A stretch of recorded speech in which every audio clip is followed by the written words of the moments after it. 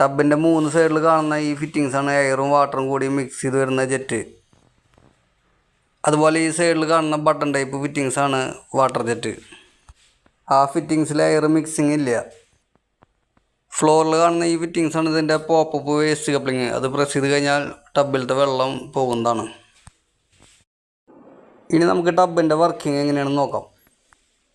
ടബിൻ്റെ switch on ആക്കി കഴിഞ്ഞാൽ കുറച്ച് സെക്കൻഡ് കഴിഞ്ഞിട്ടാണ് ടബ് ഓൺ ആവുന്നത്. ടബിൽ ആദ്യം റെഡ് ലൈറ്റാണ് കത്തുന്നത്. അത് കഴിഞ്ഞാൽ വെള്ളത്തിൻ്റെ ലെവൽ ചെക്ക് ചെയ്ത് കഴിഞ്ഞിട്ടാണ് ഗ്രീൻ ലൈറ്റ് കത്തുന്നത്. ബോഡി ജെറ്റുകളുടെ മുകളിൽ വെള്ളം ഉണ്ടെങ്കിൽ മാത്രമാണ് നമുക്ക് ഈ ഗ്രീൻ ലൈറ്റ് കത്തുകയുള്ളൂ. ഇതിലാദ്യത്തെ ബട്ടൺ വരുന്നത് വാട്ടർ ജെറ്റുകളുടെയാണ്.